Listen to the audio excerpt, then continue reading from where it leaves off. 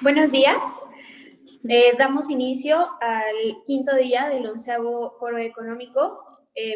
Bienvenidos a todos, alumnos y profesores.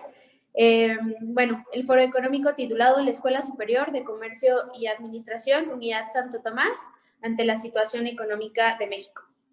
En los momentos de crisis, solo la imaginación es más importante que el conocimiento. Por John Maynard Keynes. Hacemos la invitación a la ponencia magistral El gran reinicio post-COVID-19 del Foro Económico Mundial, presentada por el maestro en ciencias Adolfo Guevara Martínez y moderada por nuestra compañera Romero Vera Keita. Bienvenidos. Bien, siendo las 8 de la mañana en punto, damos por iniciada la última conferencia de nuestro 11º Foro Económico, con la ponencia titulada El gran reinicio post-COVID-19 del Foro Económico Mundial, impartida por el maestro en ciencias Adolfo Guevara Martínez. Asimismo, se les extiende la invitación a todos nuestros espectadores a participar en la formulación de preguntas para nuestro ponente, a través de nuestro chat y en los comentarios de Facebook Live. Profesor, le cedo la palabra, adelante. Gracias, muy buenos días. Buenos días a toda la comunidad de la ESCA. Precisamente, como ya mencionaban las compañeras, pues iniciamos hoy nuestro quinto día de actividades, en donde pues precisamente pues estamos cerrando con este proyecto del foro económico, en donde pues pretendemos que la comunidad de la ESCA pues desarrolle pues este espíritu analítico, ¿no? Crítico, sobre los principales temas económicos, políticos, ¿no? Geopolíticos, sociales, que obviamente a todos nos interesan porque a todos nos afectan, a todos o nos pueden beneficiar, ¿no? Bien. Bueno, a mí el día de hoy me corresponde pues dar mi ponencia, que precisamente como mencionan, pues lleva como título pues el gran reinicio post-COVID del foro económico mundial, ¿no? Que, bueno, pues dicho sea de paso, pues no hay ninguna relación, ¿no? Con nuestro foro económico. Pero que, bueno, pues a final de cuentas es pues una organización pues que vale la pena, ¿no? Detenernos un poco, analizarla desde otro enfoque. Bueno, perdón, aquí no quiere bueno, no me quiere abrir la presentación, pero bueno, ahorita en lo que me deja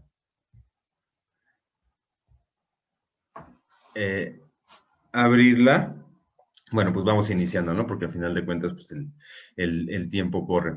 Aquí la cuestión es que precisamente, bueno, pues no hay que ser, ¿no? Un experto en sociología o en economía o en la política para ver precisamente el impacto que está teniendo esta cuestión, ¿no? Del COVID-19 y las medidas, ¿no? Que se han tomado para contenerlo, ¿no? La famosa pandemia.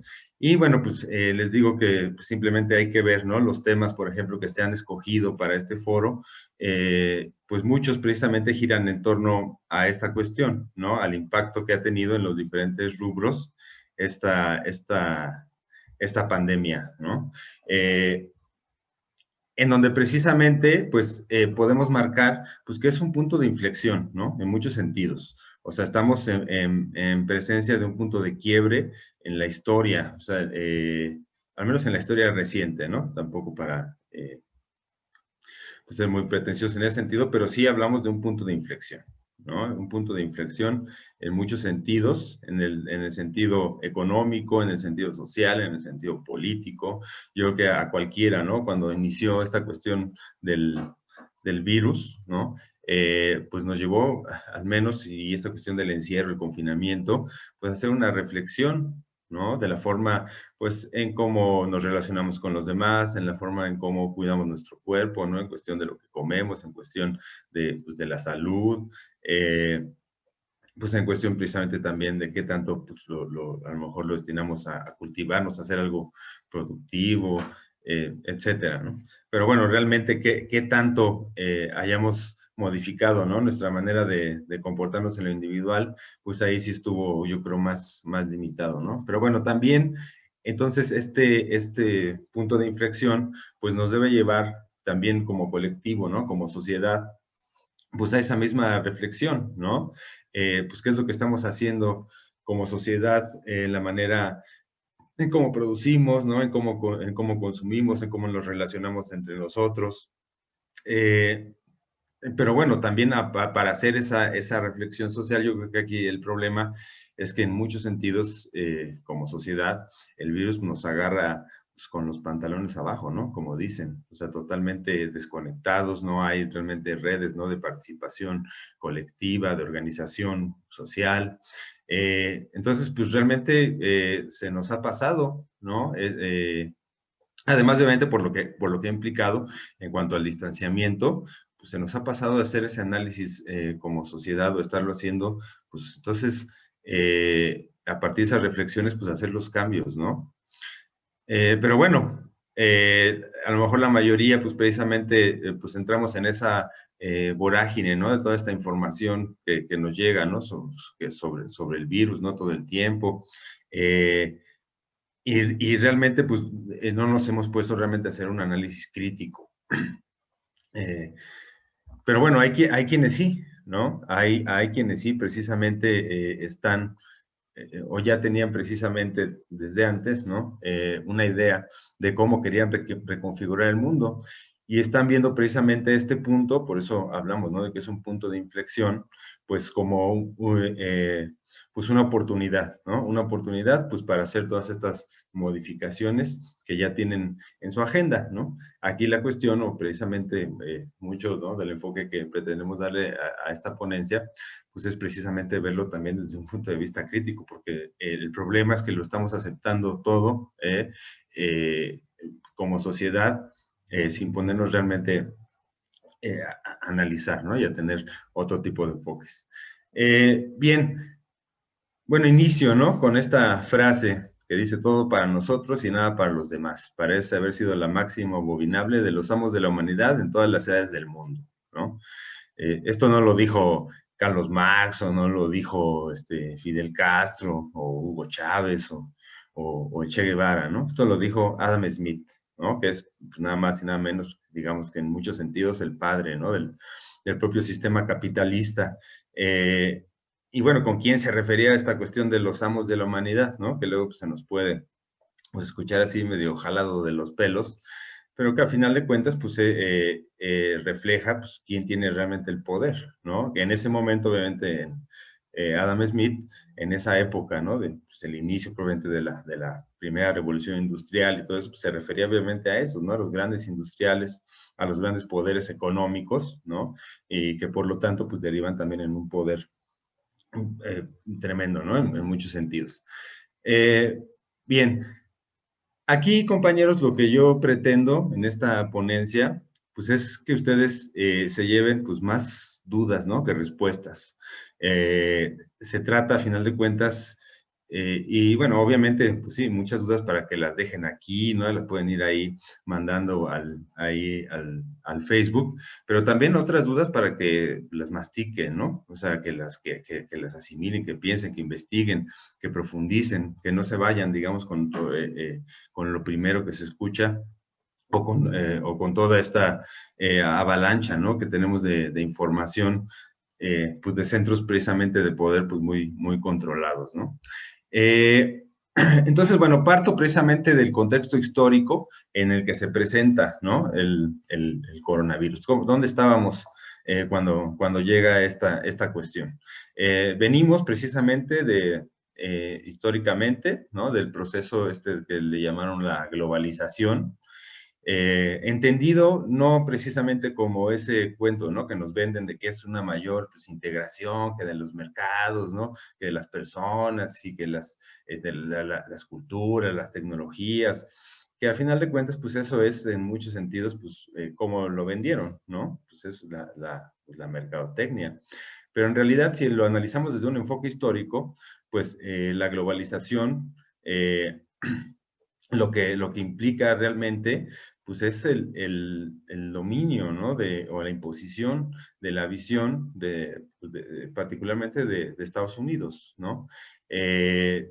Digamos, este proceso iniciaría, ¿no? Pues, posterior a la Guerra Fría, ¿no? Sabemos que después de la Segunda Guerra Mundial queda el mundo dividido en estos dos grandes centros de poder, ¿no? La Unión Soviética encabezando al socialismo y Estados Unidos encabezando al sistema capitalista.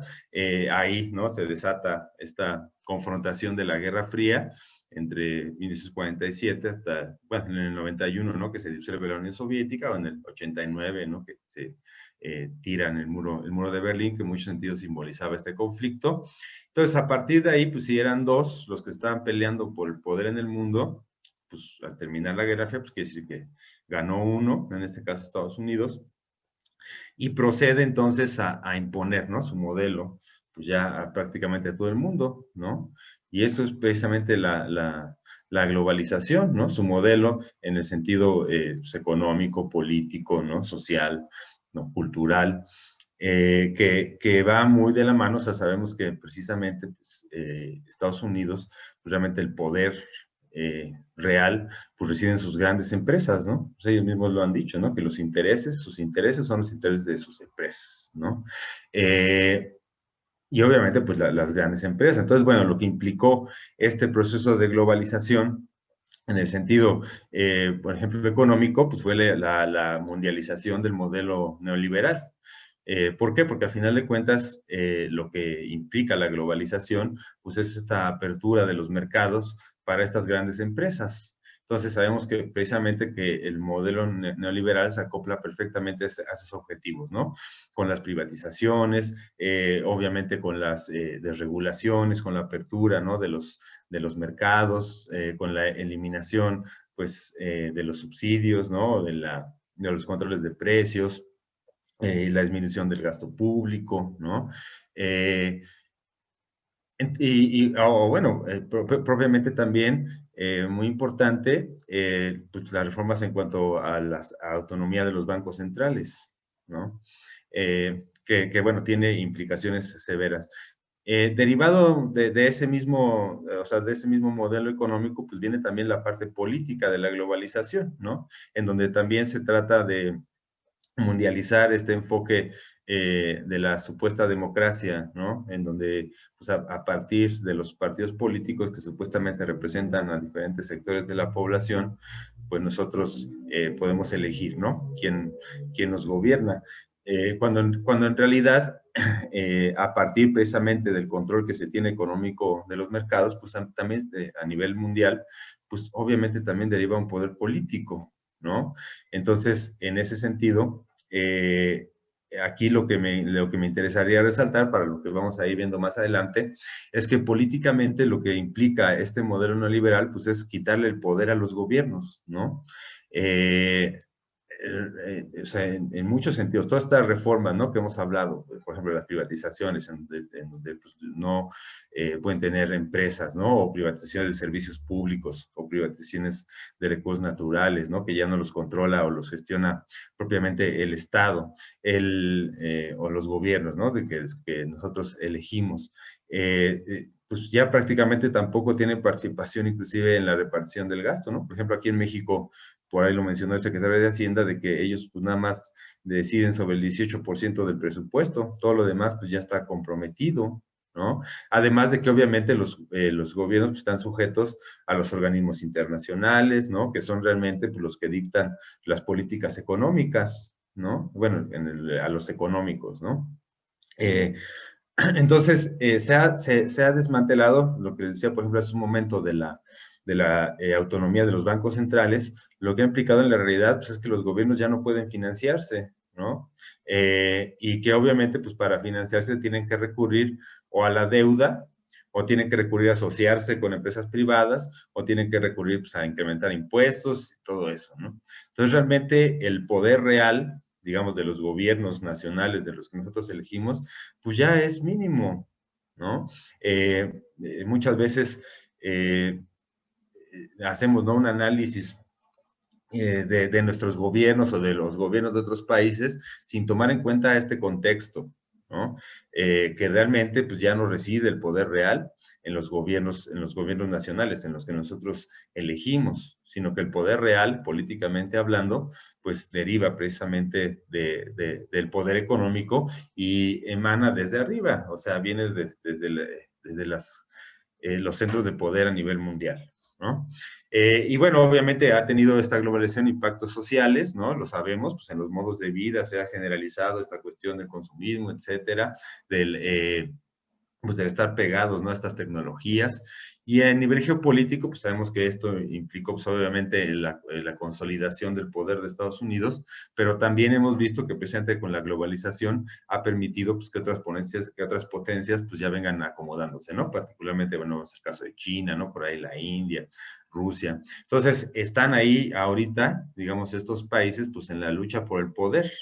O sea, se está reacomodando el orden mundial en esto que le llaman la multipolaridad, ¿no? Ya no solamente Estados Unidos con su unipolaridad de la globalización, sino que ya hay otros centros de poder. Entonces, en ese contexto de la lucha por el poder, que lo vemos manifestado pues, en las guerras comerciales, ¿no? En las guerras tecnológicas, ¿no? En las guerras financieras, mediáticas, pues que han estado en curso en los últimos años.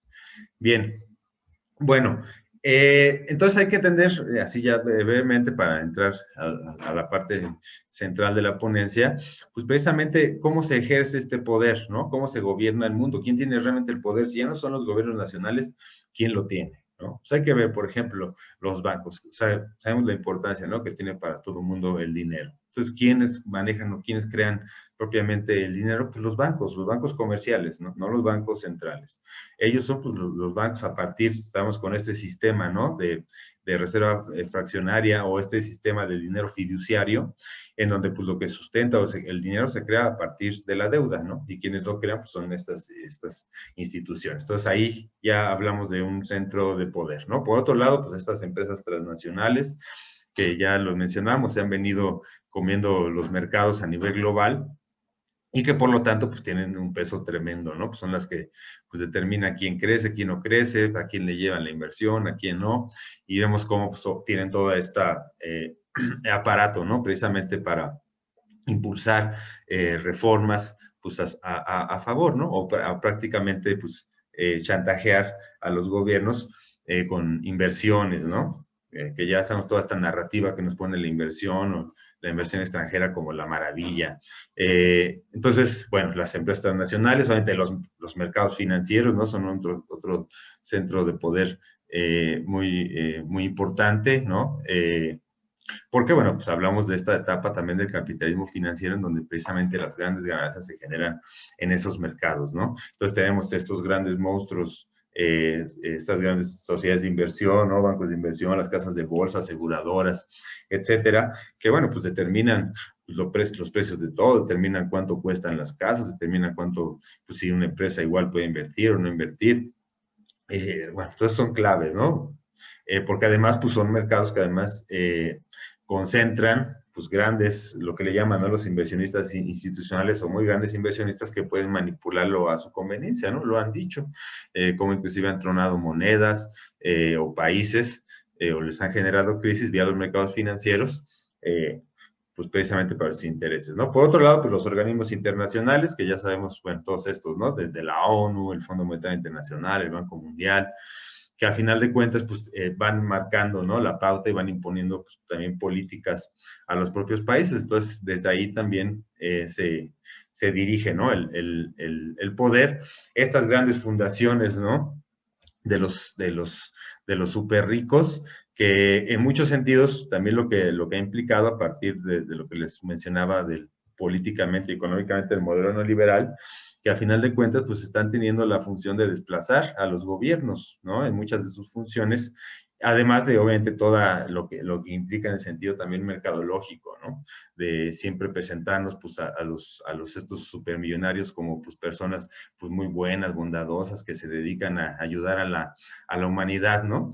Con fundaciones como, no sé, Open Society o la de Bill y Melinda Gates o aquí en México la de Telmex, ¿no?, la de Fundación Televisa, bueno, en fin, podemos encontrar muchísimas. El caso es que estas fundaciones son utilizadas también pues, con un trasfondo político, o sea, no podemos ser tan ingenuos como para pensar pues que quienes se han enriquecido, ¿no? A partir, pues, del empobrecimiento de millones de personas, que se han enriquecido a partir del despojo, que se han enriquecido a partir de la gandalle, pues son las almas de la caridad, ¿no? Pero bueno, obviamente tienen todo este aparato mediático, mercadológico, pues en donde cada que vemos precisamente noticias de estas fundaciones, pues es que son, ¿no? Pues son buenísimos, ¿no? Qué buena onda, se la pasan apoyando aquí y allá y acullá, mientras que, porque además, pues, mediante estas fundaciones, pues se financia prácticamente todo, ¿no? Se financia medios de comunicación, se financian, pues, propiamente proyectos inclusive públicos, ¿no?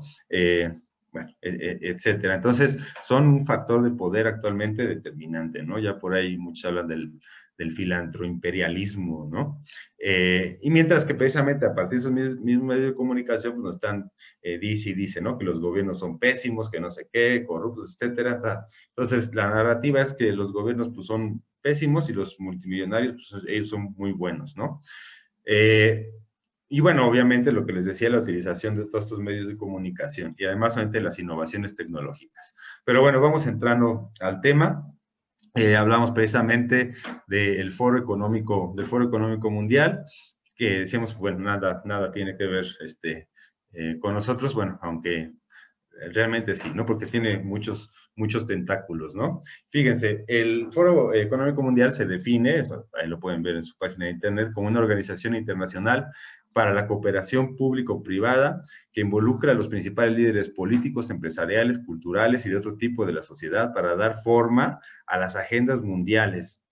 O sea, ahí, o sea, lo dicen ellos, ¿no? No es una que lo haya dicho algún conspiranoico o algo, ¿no? Lo dicen ellos, o sea, para dar forma a las agendas mundiales.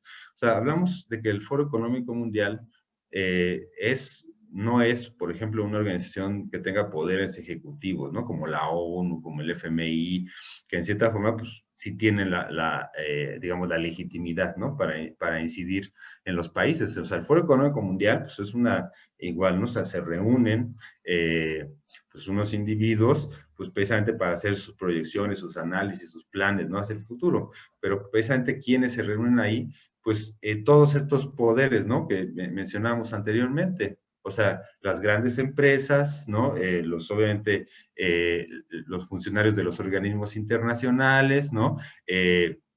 Los CEO, ¿no? Como le llaman, de las principales corporaciones, bueno, obviamente algunos, ¿no? Jefes de Estado, ¿no? O políticos que ellos quieran proyectar o apoyar, o te llevan ahí premios Nobel, que llevan ahí ciertos artistas para darle esta cara, ¿no? De que se representa a la sociedad civil, ¿no?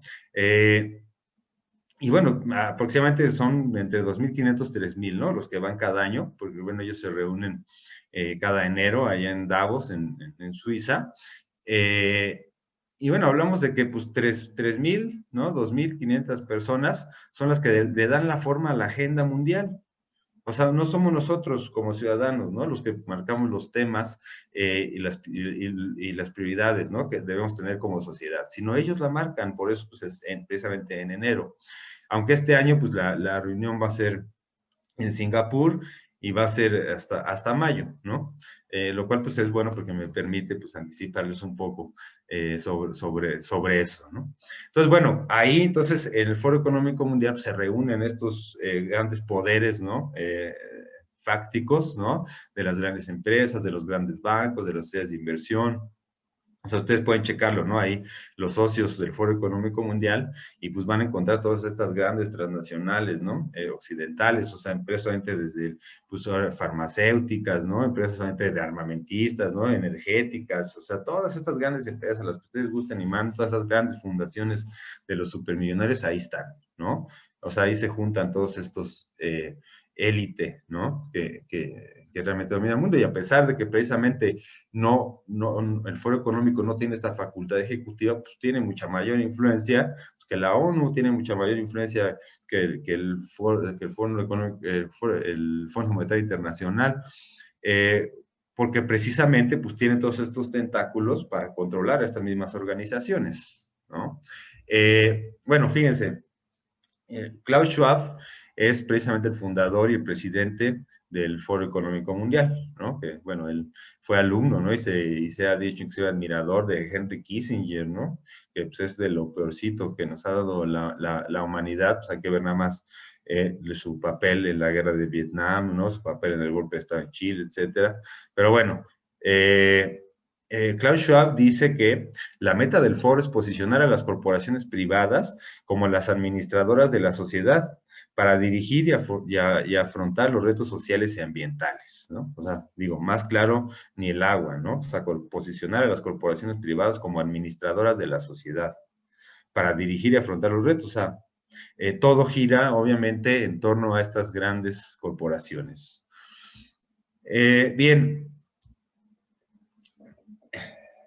Dice, o decía, ¿no? George Orwell, que lo importante no es mantenerse vivo, sino mantenerse humano, ¿no? También mucho del sentido de lo que está ocurriendo ahorita con lo de la pandemia, porque vamos además a este tema, ¿no? Que también maneja precisamente el Foro Económico Mundial y que también maneja Klaus Schwab, de la cuarta revolución industrial, ¿no? Por ahí en 2015, 2016, precisamente Klaus Schwab y el Foro Económico Mundial pues sacan un libro, ¿no? Que tiene este nombre, ¿no? De la cuarta revolución industrial, de la cual pues también ya hemos venido hablando aquí en este foro.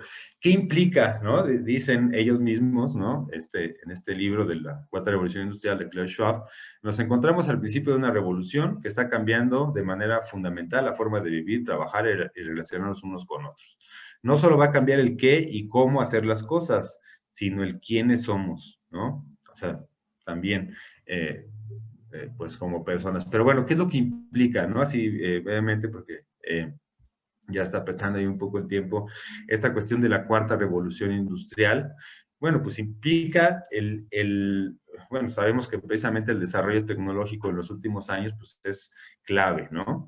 Entonces, implica, digamos, ya integrar todas estas tecnologías, pues ya pues en todo, ¿no? O sea, en la forma en cómo producimos, en la forma en cómo nos comunicamos, en la forma en cómo nos relacionamos, en la forma en cómo consumimos, etcétera, ¿no? Entonces, tendríamos, por ejemplo, estas tecnologías claves, ¿no? De los últimos años, de la inteligencia artificial, ¿no? Ahora esta cuestión, ¿no? Que le llaman el Internet de las cosas, que ya viene pues, ya a consolidarse con esta onda de la 5G, ¿no? La opción de la impresión 3D, los vehículos autónomos, la nanotecnología, la biotecnología, la robótica, la computación cuántica, ¿no? La ciencia de los materiales, en donde pues, han estado desarrollando pues una serie de materiales como estos, ¿no?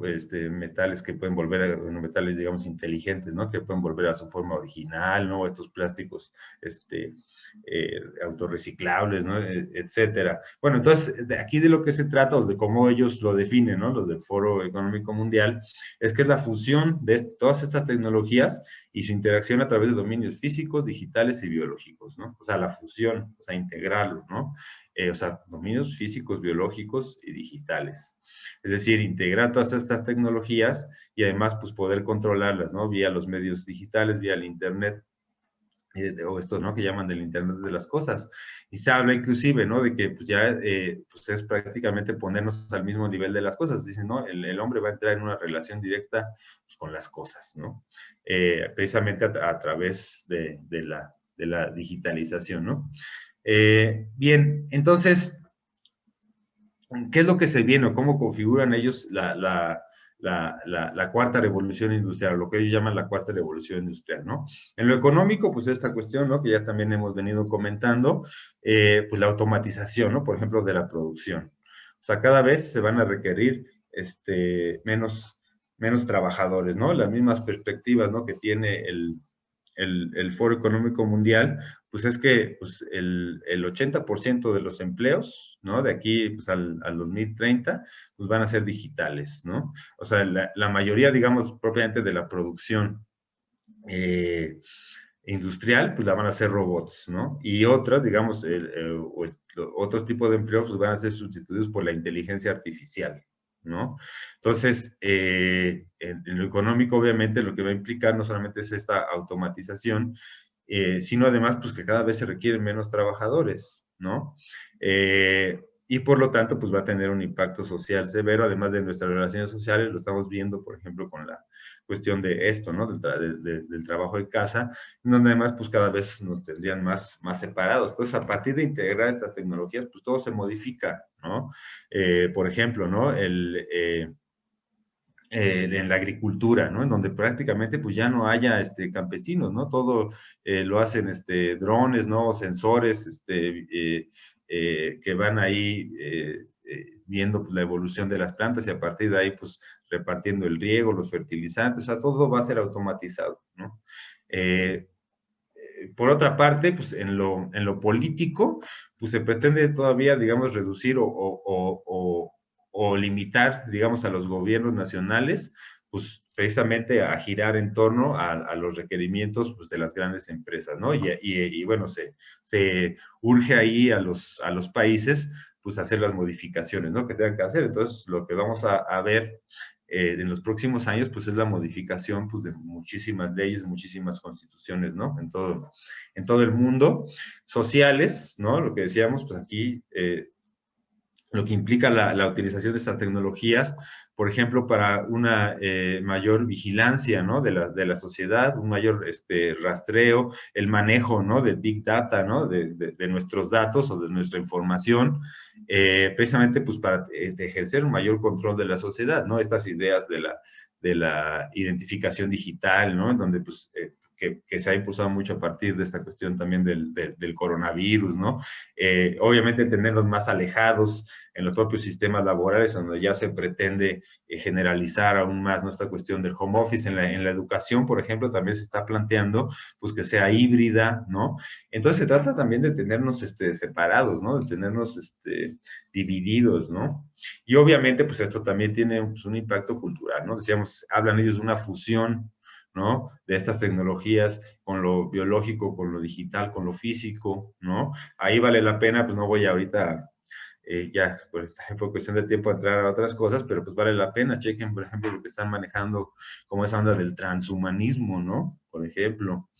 Pero bueno, esto a final de cuentas, compañeros, toda esta narrativa de la cuarta revolución industrial, donde también pues, están planteando ellos cambios en cuestión, ¿no? De cuidar al medio ambiente, no sé qué, ¿no? Que lo hemos estado viendo, todas estas campañas. Pero bueno, todo esto requiere, pues también, ¿no? Una forma de presentar, darle una cara. Ellos mismos chequen estos libros, ¿no? De la cuarta revolución industrial, bueno, que vamos a hablar más adelante, del Great Reset. Ellos mismos hablan de que, pues, este sistema actual, ¿no? Ya está agotado, ¿no? Que este sistema neoliberal, pues, ya no sirve, y que, pues, hay que cambiarlo, ¿no? Que hay que cambiar propiamente, pues, el capitalismo, ¿no? Lo estamos viendo, pues, aquí se trata ya de modificar, pues, de fondo la estructura económica, o sea, las relaciones sociales de producción y, por lo tanto, el propio modo de producción, ¿no? Entonces ya ese modelo, ¿no? Neoliberal, pues ya lo utilizaron, le sirvió ya precisamente para desmantelar a los estados y ahora ya queda atrás, ¿no? Entonces, ya nos hablan pues, de un nuevo tipo de capitalismo, ¿no? Y que seguramente en los próximos años, pues vamos a ir escuchando más intensidad. Ya lo hemos escuchado, ¿no? Por ahí, por ejemplo, esta directora gerente, ¿no? Del Fondo Monetario Internacional, esta Georgina, no recuerdo ahí su apellido, bueno, la búlgara esta ya dijo, ¿no? Que estamos actualmente en el momento Bretton Woods, ¿no? O sea, en un punto igual, ¿no? De inflexión, ¿no? Ya todos estos poderes han reconocido que este sistema ha fallado, ¿no? Pero bueno, como siempre, cada que hay un cambio, ¿no? De paradigma, digamos, de modelo económico, pues se impulsan los modelos económicos, pues que conviene a las clases dominantes, o sea, eso pues también cualquiera lo sabe, ¿no? Se han ido imponiendo los modelos económicos, pues que les interesa, que les beneficia a estas élites, ¿no? Y bueno, ahora pues se los presento, si no han escuchado sobre este nuevo capitalismo, se los presento, ellos le llaman el stockholder capitalism, ¿no? Que bueno, bueno, ahí les digo, parte de aquí es que se lleven dudas, pues ahí para que investiguen un poco de eso, pero bueno, eso lo podemos traducir como el capitalismo de las partes interesadas, ¿no? Antes se hablaba de shareholder capitalism, es decir, el capitalismo pues, de los accionistas, ¿no? En donde las empresas se enfocaban en generar beneficios para sus accionistas. Ahora con esto dicen de que ahora se van a enfocar pues en beneficiar a todas las partes interesadas. O sea, ¿cuáles son todas las partes interesadas? Pues sus trabajadores, ¿no? Sus proveedores, obviamente sus clientes, ¿no? Y el medio ambiente, ¿no? Que es otro de los temas que están, o que lo hemos visto, ¿no? Lo han metido en la agenda, no precisamente por una preocupación ambiental, ¿no? Sino que tiene ese también un trasfondo. Entonces, este stockholder capitalism o capitalismo de las partes interesadas, se supone, o bueno, según ellos lo venden, como que pues, es un capitalismo pues no tan salvaje, que se preocupa también por los trabajadores, se preocupa, o sea, por todos, ¿no? Entonces, en ese sentido, pues ya no es necesario el Estado. Entonces, este capitalismo de las partes interesadas, inclusive, hace poco, ¿no? En diciembre, me parece, o un poco antes, ya digamos, lo presentaron en sociedad, ¿no? Junto con el Papa, con algo que se llamó el Comité para el Capitalismo, justo algo así, ¿no? El Comité para el Capitalismo mm, inclusivo, ¿no? Le pusieron, en donde pues, precisamente muchas de estas grandes fundaciones, ¿no? Que la Fundación Rockefeller, ¿no? Que los Rothschild, ¿no? Y todos estos grandes supermillonarios, junto con porque bueno, ahí viene, entonces también pueden checarlo ahí, junto con el Papa, presentaron, ¿no? Este capitalismo, ¿no? Que va a ser más inclusivo y no sé qué. Pero bueno, obviamente es como venden las cosas. Y bueno, mucha de esta narrativa precisamente va de la mano con la cuestión del medio ambiente, ¿no? Porque ahora resulta que estas empresas que se han encargado, ¿no? De devastar el medio ambiente, de sobreexplotar los recursos naturales, ¿no? De implantar, ¿no? Por ejemplo, sus grandes monocultivos, ¿no? Para obtener ganancias, pues ahora resulta que ellos están preocupados por el medio ambiente, ¿no? Y que ellos nos van a decir cómo debemos cuidar el medio ambiente, cómo debemos ser sustentables, ¿no? Entonces, pues es el mundo al revés, ¿no? Lo vemos, ¿no? Los países encargados de la paz pues son los que más armas venden y ahora pues los más cochinos pues son los que pues, se van a encargar de cuidar el planeta, ¿no? Entonces, por eso toda esa narrativa que se ha venido imponiendo, ¿no? En los últimos años, a partir, pues, o sea, no es casual, ¿no? Que de repente, pues todos, en todo el mundo, todos los medios de comunicación, pues estén preocupados que por el popote, que estén preocupados porque obviamente pues es como lo venden, o sea, ¿quién va a estar en contra de cuidar el medio ambiente? ¿No? O sea, obviamente todos estamos de acuerdo en que pues, tenemos que ser más responsables con nuestra relación con el entorno, con el medio ambiente, eh, pero precisamente pues no así, ¿no? O sea, de aquí, compañeros, deriva pues la famosa la agenda de 2030 de la ONU, ¿no? De aquí deriva pues estos acuerdos, esta supuesta preocupación ambiental. ¿Cuál es a final de cuentas aquí el trasfondo? Pues apropiarse de todos los recursos con el pretexto de que los van a cuidar, ¿sí? Y bueno, lo veíamos, ¿no? Precisamente con el objetivo, o sea, del Foro Económico Mundial, ¿no? Que ellos sean los que dirijan, ¿no? Pues a la sociedad, ¿no? Y la cuestión también del entorno, el medio ambiente, ¿no? Entonces, todo esto que estamos escuchando últimamente, que el Green New Deal, ¿no? Ahí, por ejemplo, con Biden en Estados Unidos, de que la economía circular, el capitalismo verde, la Agenda 2030, o sea, todo esto lo han venido impulsando, lo han venido impulsando ellos, con el objetivo precisamente de controlar todo, ¿no? De controlar todo pues así que el planeta, ¿no? Todos los recursos. No es una cuestión realmente que les preocupe la mente. Y bueno, tienen proyectos de transformación más concretos, por ejemplo, hay uno, ahí lo pueden checar ahí en su página, que para el 2030 dicen ellos, no tendrás nada y serás feliz, ¿no? En donde se habla o se tiene ahí el proyecto de que se pueden cancelar las deudas, ya todo el mundo se le va a cancelar su deuda, ¿a cambio de qué? Pues de que entreguen sus bienes, ¿no? Entonces ellos plantean de que para el 2030 pues no, nadie va a ser dueño de nada, bueno, ellos mismos de todo, pero nadie de nosotros vamos a ser dueños de nada, pero pues tampoco vamos a tener deudas, ¿no? Se plantea también, por ejemplo, a partir de este propio Foro Económico Mundial, el seguro universal, que también pues, no sé si han visto, pues, en algunos lados pues, ya se ha venido impulsando, ¿no? En algunos países que se dé un seguro universal básico, ¿no? Para todas las personas. Aquí inclusive lo planteó por ahí cuando fue la campaña de 2008, lo planteó ahí el Ricardo Anaya, ¿no?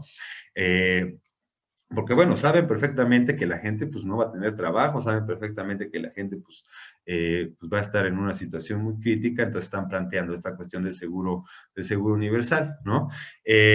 Y también, bueno, inclusive están planteando lo que le llaman la dieta saludable planetaria, ¿no? En donde, bueno, precisamente ellos hablan, pues están tan preocupados, ¿no? Según ellos, por nosotros, y que hablan, pues, obviamente de cuidar nuestra salud, ¿no? Etcétera. Entonces, pues, ya definieron, ¿no? Una dieta para todos, ¿no? Hay derivado, por ejemplo, del Foro Económico Mundial, está una organización que se llama Eat Forum, ¿no? Esa organización, pues, que precisamente tiene, pues, relaciones, por ejemplo, pues, con la UNICEF, ¿no?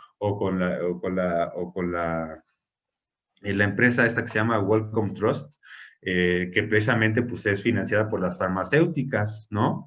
O también tiene ligas con esta otra que se llama Impossible Foods. Impossible Foods es una organización que fue creada, pues, por Google, ¿no? Por Jeff Bezos y por la Fundación Bill y Melinda Gates, donde, por ejemplo, ellos están desarrollando carne sintética, ¿no? Precisamente a partir de proteínas hechas por el laboratorio, etcétera. Obviamente aquí tiene mucho que ver también las propias farmacéuticas. Y bueno, ya han hecho carne sintética, pues ahí dicen, pues para alimentar a la humanidad, porque además lo vemos, ¿no? Para ellos, otra de los problemas del medio ambiente, por ejemplo, pues es el que consumamos tanta carne y que si las vacas se pedorrean mucho y no sé qué. Y entonces, pues ya pretenden que dejemos de consumir carne y que consumamos lo que ellos nos digan, que además, pues, es comida, obviamente, de laboratorio.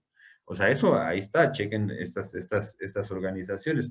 Por ejemplo, este mismo Eat Forum, que les digo, íntimamente ligado con el Foro Económico Mundial, pues tiene ligas o tiene un proyecto, ¿no? Que se llama Fresh, en donde también, pues, desarrolla, pues, estas comidas sintéticas a partir de sus vínculos con las farmacéuticas, ¿no? Entonces, bueno, pues ya hasta nos van a decir qué comer. Tienen, por ejemplo, también este proyecto de la ID 2020, en donde, pues, a partir de una identificación digital, pues tengan toda nuestra información, ¿no? No solamente, por ejemplo, ahora que la están impulsando mucho en algunos lados con la cuestión de las vacunas, sino que, bueno, tenga toda tu información financiera, tenga toda tu información, pues, de todo. O sea, es un sistema, a final de cuentas, de rastreo, ¿no? En donde, pues, todo el tiempo nos pueden tener ahí vigilados, ¿no? Bien, bueno, ya estamos casi al final y bueno, estamos entrando a esta parte. En mayo de este año, el Foro Económico Mundial, bueno, Klaus Schwab, ¿no? El presidente, presentó este libro, ¿no? Que se llama COVID-19, The Great Reset, ¿no? El gran reinicio. También lo pueden ahí encontrar fácilmente ahí en el internet. Pero bueno, aquí lo que plantea aquí es que a partir de la pandemia, ¿no? Y de lo que implica, pues es la gran oportunidad, ¿no? Para impulsar o para acelerar los cambios precisamente de la cuarta revolución industrial, ¿no? O sea, dice, ahora es el momento, ¿no? Aprovechemos y precisamente para impulsar nuestra agenda, o sea, su agenda, ¿no? O sea, no la agenda de nosotros, porque, bueno, les decía, no podemos ser tan ingenuos, ¿no? Para pensar, pues, que estos grandes poderes que siempre han visto por sí mismos, ahora, pues, están preocupados por la sociedad. Para ellos nosotros ni siquiera existimos, ¿no? O inclusive les estorbamos. Porque, bueno, también hay que ver que muchos de ellos, ¿no? Incluido, por ejemplo, Bill Gates, ¿no? Kissinger, ¿no? Los Rockefeller, pues han estado preocupados porque, pues, consideran que el mundo está superpoblado, ¿no? Y han pertenecido, por ejemplo, a estos movimientos que de la eugenesia, que de la Liga de la Población y todo eso que han ido encaminadas a reducir la población, ¿no? Pero bueno, entonces el Great Reset, inclusive esto se va a presentar, compañeros, ahí, ¿no? Eh, el, lo van a presentar, ahora les decía, en la reunión que van a tener en mayo, ahí en Singapur, ¿no? Todo este plan del gran reinicio, ¿no? De cómo replantear todas estas relaciones que decíamos, lo van a vender, ¿no? Pues, precisamente pues no van a decir así, ¿no? De que ahí nos vamos a apoderar del mundo, sino que lo van a vender con el cuidado del medio ambiente, a nuestra salud, ¿no? A esta cuestión de las pandemias, etcétera, etcétera, para imponer precisamente su agenda, como lo veíamos, que pues, al final de cuentas es la finalidad, ¿no? Del Foro Económico Mundial. También en octubre, ¿no? Pues se publicó ahí esta que le llaman white paper, ¿no? Papel blanco, es decir, que todavía está sujeto, ¿no? A hacerle, pues, ahí adhesiones, correcciones, pues sobre cómo se va a resetear precisamente el mercado laboral, ¿no? En los próximos años. Ahí, por ejemplo, se habla de que pues, el 50% de todos los trabajos van a ser automatizados de aquí al 2030, o sea, les digo, va acoplado con la agenda 2030. Nos habla de que el 42% de la educación ya va a ser digital, de que el 84% de todos los trabajos pues, van a ser precisamente digitales o virtuales, ¿no? Es decir, todo este escenario en donde pues ya prácticamente pues, no va a haber empleo, ¿no? Y bueno, dice ahí Vandana Shiva, ¿no? Que es una pues, activista muy importante, ¿no? De la India, precisamente en contra de todo esto. Y que, bueno, ha ganado inclusive el premio Nobel alternativo, ¿no? El premio, no el que otorgan ellos, sino el premio, ay, perdón, sino el premio Nobel alternativo. Perdón.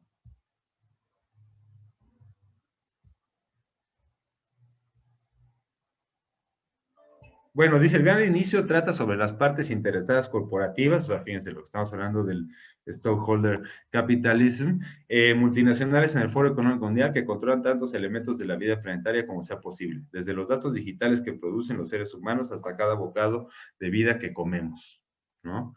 Eso es realmente lo que es este famoso gran reinicio, ¿no? Y bueno, lo podemos ver mucho, ya para cerrar, precisamente en cómo, o sea, lo que viene este escenario, ¿no? Este capitalismo de las partes interesadas, lo podemos ver en cómo se ha abordado la pandemia, ¿no? O sea, esta cuestión del encierro, del confinamiento, ¿no? Que le llaman el lockstep escenario, o sea, que también es inaudito, ¿no? O sea, nunca en la historia de la humanidad se había combatido una pandemia encerrando a la sociedad sana. O sea, se habían dado cuarentenas para los enfermos, no para la gente sana.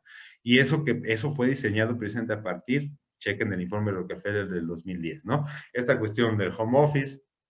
Y bueno, la cuestión, por ejemplo, de las vacunas. Ahí es un ejemplo de cómo viene este capitalismo de las partes interesadas, ¿no? O sea, las vacunas, ¿quién las financió? ¿No? Las financiaron los gobiernos, ¿no? Bueno, también muchas de estas fundaciones, ¿no? También para no quitarles ahí este mérito. ¿Quién las investigó? ¿Quién las desarrolló? Pues las universidades fueron las que hicieron el grueso de la investigación científica, ¿no? Pero ¿quiénes están llevando las ganancias? Pues las grandes empresas, las grandes farmacéuticas, ¿no? Bueno, a partir de la propia bursatilización inclusive de las vacunas. Entonces, ahí vemos cómo se va a gestionar el mundo, ¿no? O sea, los gobiernos se endeudan, ponen la lana, las ganancias se las llevan las grandes empresas, ¿no? Y nosotros como sociedad, obviamente, pues también pagamos, ¿no? Porque pues somos quienes financiamos, al final de cuentas, a los gobiernos, ¿no? Y además nos tenemos que acoplar y obedecer completamente a lo que ellos dicen, ¿no? Pero bueno, ya para cerrar, ¿no? Y precisamente para alimentar, ¿no? Lo que les decía, que tengan pues, un espíritu crítico y realmente analicen la información y veamos más allá de lo que se nos presenta, ¿no? En estos medios de comunicación súper controlados. Decía también George Orwell, ¿no? Ver lo que está delante de nuestros ojos requiere un esfuerzo constante, ¿no? Entonces, para mantenernos ahí atento a lo que está pasando y a lo que va a pasar. Bien, bueno, pues con esto concluye la ponencia. Muchas gracias por su atención y pues recuerden, ¿no? La técnica al servicio de la patria. Gracias. Profesor, muchas gracias por tan enriquecedora información. Daremos inicio a la sesión de preguntas y respuestas. Bien, por Facebook lo cuestionan. ¿Cómo podrían recuperar los gobiernos su soberanía? Bueno, yo creo que aquí hay más que los gobiernos, los que también tenemos que o ayudar o integrarnos precisamente a eso de recuperar la soberanía es nosotros como ciudadanos, ¿no?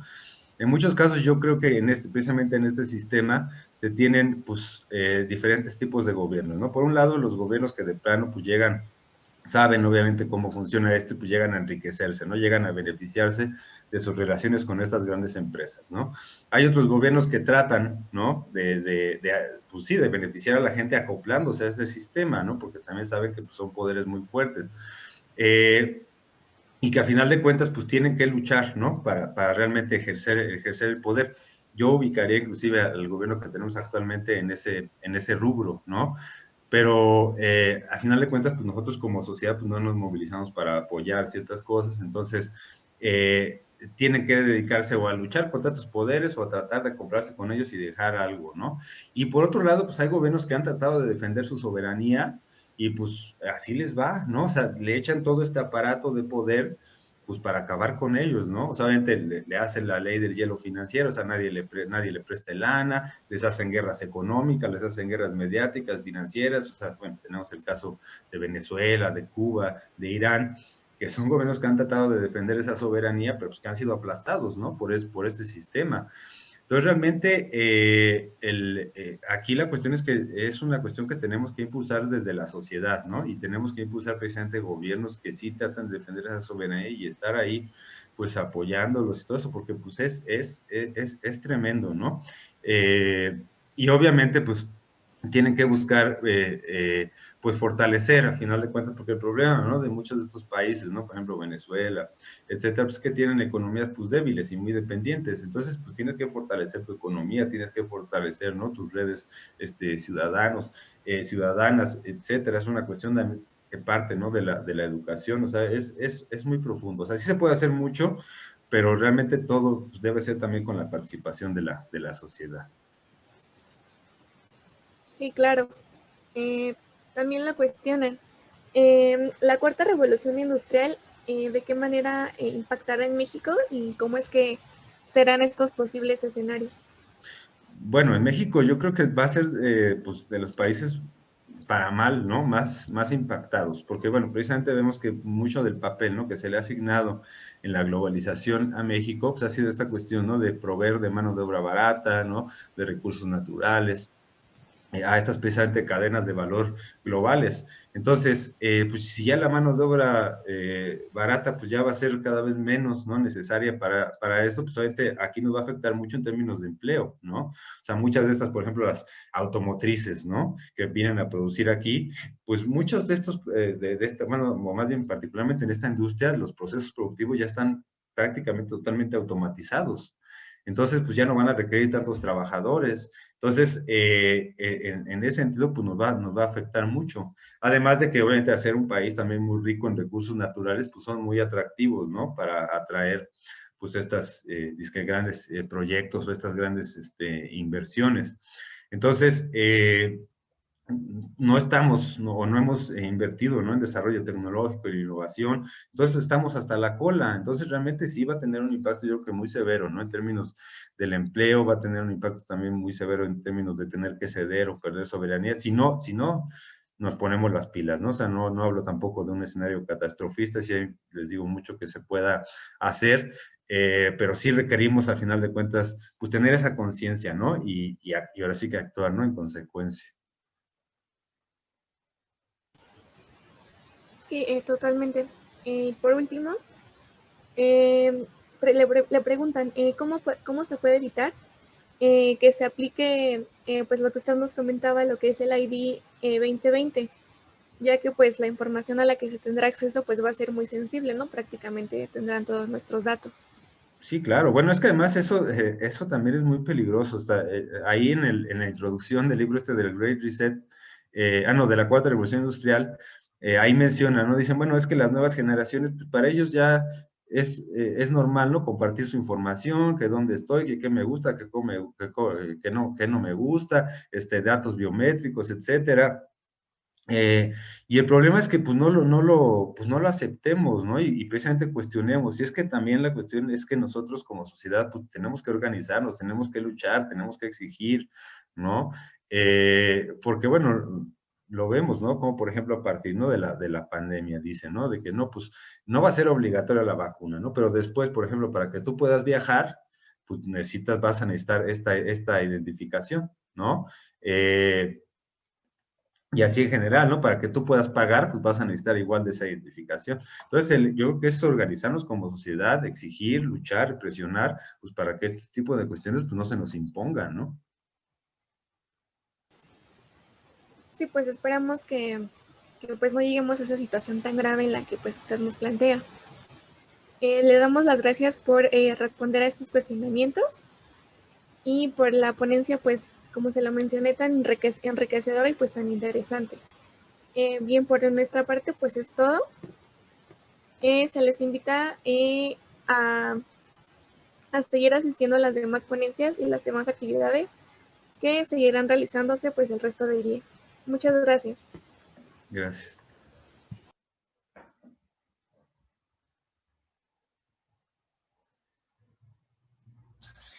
Agradecemos, bueno, al maestro Adolfo por su excelente ponencia, también a la moderadora Kate Romero y, bueno, a todos los que nos siguieron por la transmisión vía Facebook. Los invitamos a continuar con nuestra 13ª mesa de trabajo, que en unos momentos va a iniciar. Recordemos que el link ya se encuentra en los comentarios para que validen su asistencia y, bueno, les deseamos excelente día.